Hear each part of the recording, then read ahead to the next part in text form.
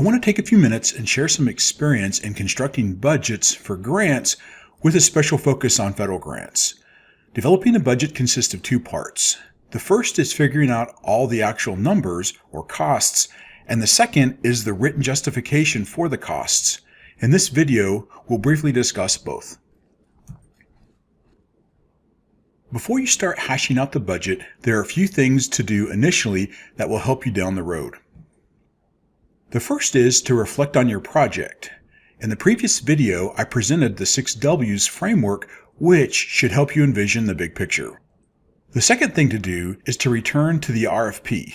Make sure to confirm the upper limits. Also, it is helpful to understand the agency in terms of their funding philosophy. Here's what I mean by funding philosophy. For some federal agencies, you may not get preference points for spending less than the upper limit. So, do not leave money on the table if you can avoid it. Conversely, for some nonprofits, they may have just the opposite policy and prefer more cost-sensitive proposals. Occasionally, you will come across an RFP with no details on the budget. For these cases, you may have to use history as a guide based on what was funded in the past and for how much. You may also have to talk with the funding agency about their expectations. Federal agencies, however, are typically more straightforward in this regard as they usually have well-established guidelines. You just need to understand what those are. Additionally, you'll need to understand some terminology and restrictions. For example, what are the grant's rules for allowable direct, indirect, aka IDC or overhead, and fringe costs? There are several different categories of allowable costs.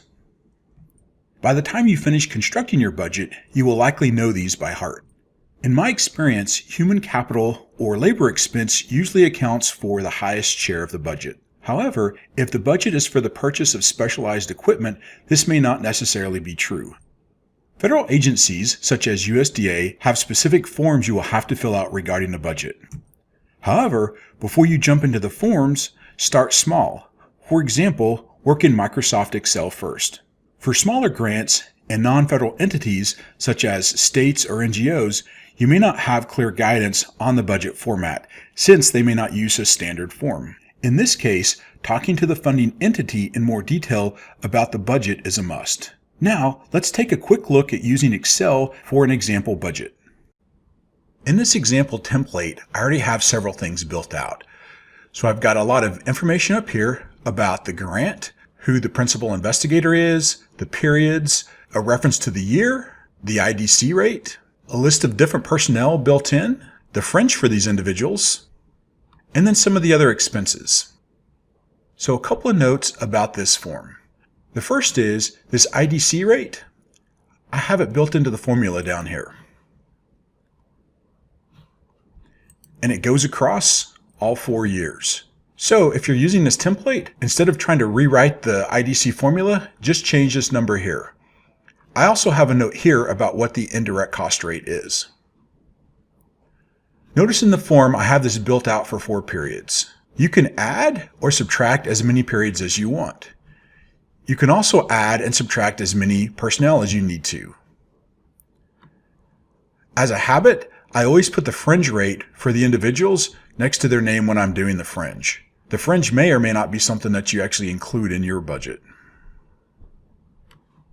Finally, the way this particular template works, I sum each of the columns for each period, and then there's a total budget value. So this value here is what the total for the entire project budget is for all 4 periods. After you have a working budget built in Excel, it's time to reflect again.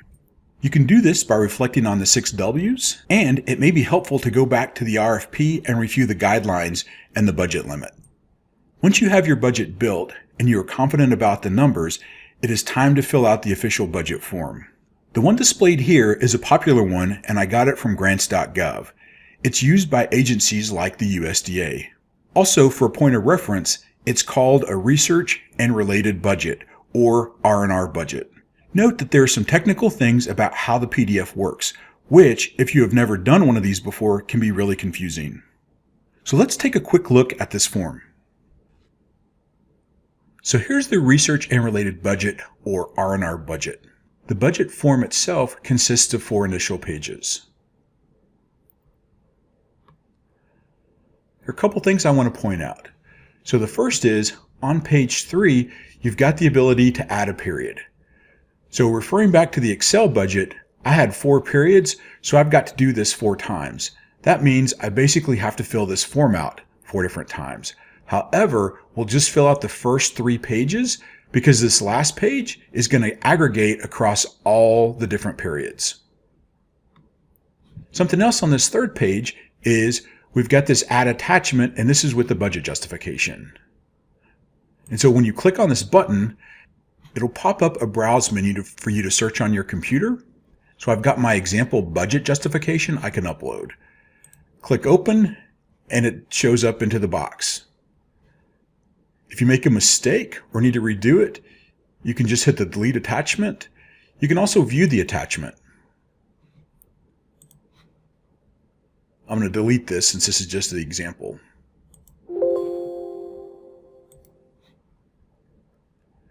So back to the first page, all these items with yellow and red are mandatory items that you've got to fill out. So if you notice, there's a couple different ways you can do the funding for an individual. But the areas in the red are the things that are mandatory to fill out. You've got buttons here where you can add more senior personnel. You've got attachments where you can add documents related to those personnel. This is a list for other people that might work on the project that are not your key personnel. You've got an add opportunity here whenever you are including equipment and supplies. And then again, this very last page is going to add up all the other pages, including when you add different periods. So the next step in developing your budget is to write a budget justification.